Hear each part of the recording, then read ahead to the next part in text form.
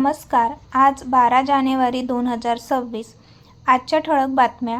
आंतरराष्ट्रीय स्तरावर पीएम मोदी यांनी जर्मन चान्सलर फ्रेडरिक मर्ज यांना अहमदाबादमध्ये अभिवादन केले आणि दोघांनी इंटरनॅशनल काईट फेस्टिवल एकत्र सुरू केला.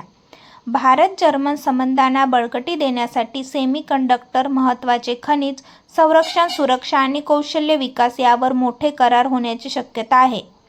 देशात इस्रोने 2026चे पहिले PSLV-C62 मिशन यशस्वीपणे सुरू केले, ज्यात पृथ्वी अवलोकन उपग्रह व 14 सहसहभागी उपग्रह कक्षेत प्रस्थापित झाले.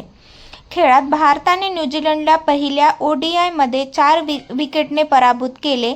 विराट कोहलीचा 93 धावा हा सामन्यात निर्णायक ठरला. महाराष्ट्रामध्ये महापालिका निवडणुकांमध्ये भाजप युती मजबूत स्थितीत, बहुतेक नगरपालिका आणि परिषदांवर वाढती पकड दर्शवत आहे. धन्यवाद.